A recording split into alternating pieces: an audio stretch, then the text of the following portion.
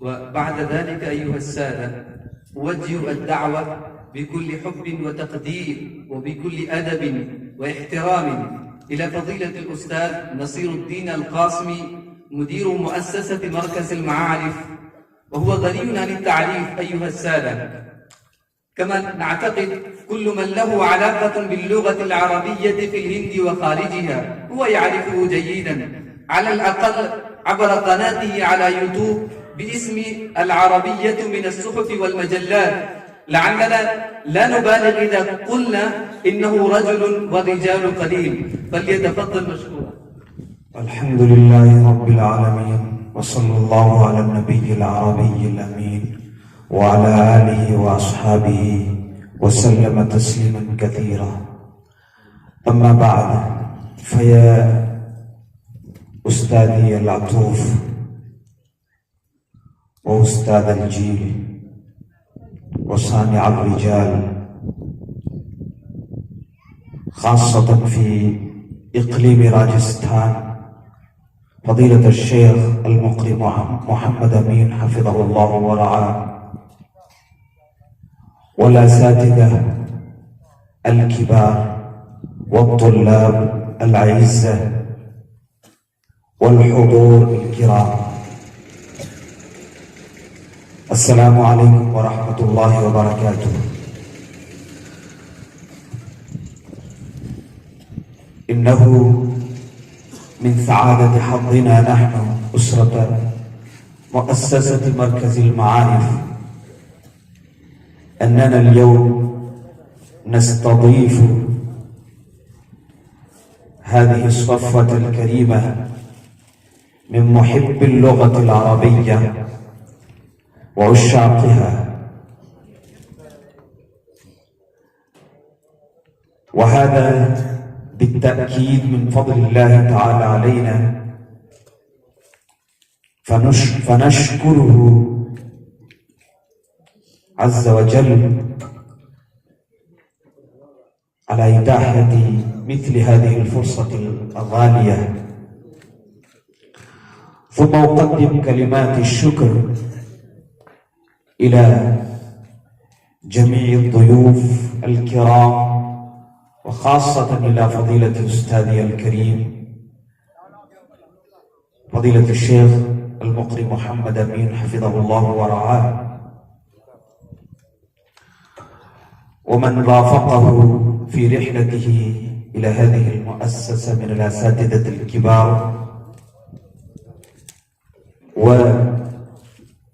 والأستاذين الكريمين العبقريين النجمين المتألقين على منصتنا هذه، بل على منصة الهند العلمية والأدبية، فضيلة الشيخ محمد سجاد حسين القاسمي حفظه الله ورعاه، وفضيلة الشيخ أعظم الندبي حفظه الله ورعاه، اللذين يمتلكان ملكة علمية عظيمة، ولهما طول باع في مجال العلم والأدب، ويتعلقان بمعهدين ومؤسستين علميتين تاريخيتين في الهند. إنه من سعادة الحظ أنهما موجودان في رحاب هذه المؤسسة في هذه الصحارى القاحلة في منطقة ماروار التي عرفت ولا تزال تعرف بوثنيتها، ويقال عنها أنها لم يحكمها مسلمون قط، يعني ما زالت منطقة يسودها الشرك والمثنية والكفر بجميع أنواعه. فهذا من فضل الله تعالى علينا، أننا نستضيف على هذه الأرض مثل هؤلاء العلماء الكبار وهؤلاء الطلاب عشاق اللغة العربية الذين لا شك يستحقون كل التقدير والإجلال منا نحن الأسرة، أسرة مؤسسة مركز المعارف، فإنهم فضلوا العلم، فضلوا اللغة العربية، وفضلوا تحصيل اللغة العربية على كل أمنياتهم، على كل تمنياتهم. الطلاب في المدارس منذ أشهر يتمنون أنهم يسافرون إلى أوطانهم ويلتقون بأمهاتهم وآبائهم، ولكنهم قد فضلوا السفر للعلم إلى هذه المنطقة النائية، فإنهم عشاق اللغة العربية. فأنا أرحب بهم في هذه الدار الصغيرة الجديدة، أرحب بهم بكل احترام وبكل تقدير. إننا نجتهد كل الجهد في سبيل تقديم أي نوع من التسهيلات إلى خدمتكم، ولكنه ربما بل بالتأكيد سيكون هنالك